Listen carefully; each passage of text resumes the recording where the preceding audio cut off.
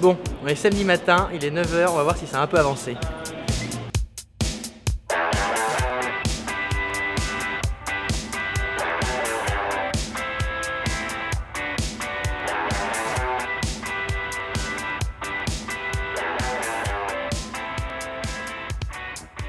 On bosse sur le projet Instagar qui va agréger toutes les photos qui sont prises par les utilisateurs et les accrocher à chacune de leurs gares. L'idée, c'est de créer l'identité visuelle de chaque gare, de les qualifier par les utilisateurs et de faire jouer ces utilisateurs autour de ces photos.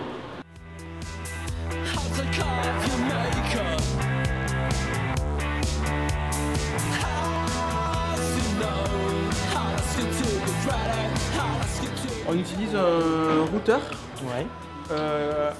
À la base, c'est une plateforme Piratebox en fait, à la base, qu'on détourne pour pouvoir donner accès de manière captive à du contenu dans un train ou dans une gare.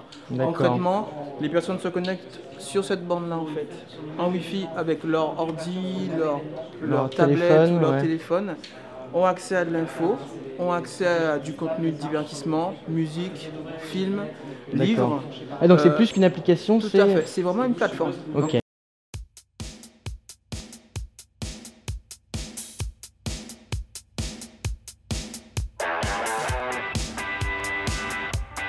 Trainspot, en fait, c'est comment je vais dans le train, j'ai 1 heure de transport, je sais pas quoi faire, je sais que je suis mauvais en anglais et je cherche un cours d'anglais. Il y a quelqu'un qui est prof d'anglais, par exemple, et qui peut donner des cours d'anglais parce que lui aussi il a 1 heure de avoir transport. une discussion à la limite. Non, c'est vraiment c'est plutôt sur des cours en fait. Non, pas forcément. C'est par exemple, là c'était un exemple, un cas d'utilisation vraiment avec les cours, mais ça aurait pu être, j'ai envie de rencontrer une personne parce que je m'ennuie, voilà.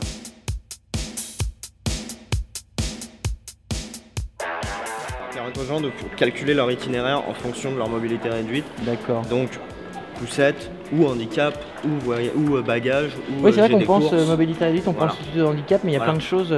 Il y a beaucoup plus que le handicap. D'accord.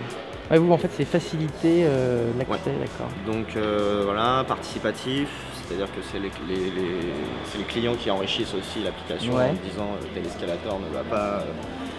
Il y a 2 marches là, donc finalement c'est pas fait pour les handicapés. Et donc il y a un truc participatif en plus qui vient s'ajouter au fichier Open Data fourni par la SNCF. D'accord.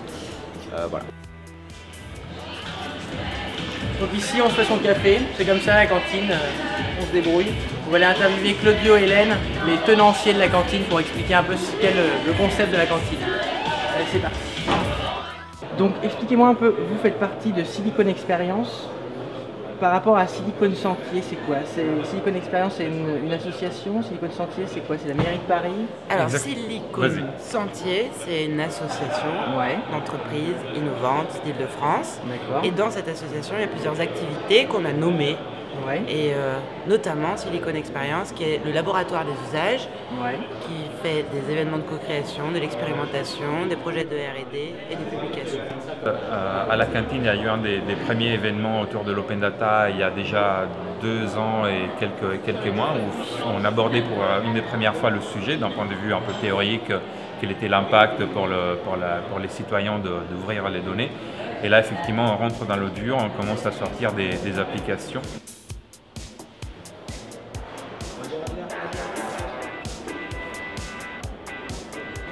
Bon, il est minuit, je commence à être un peu fatigué, on va laisser nos 6 équipes travailler. On se retrouve demain matin, voir où en est le boulot. Bonne soirée.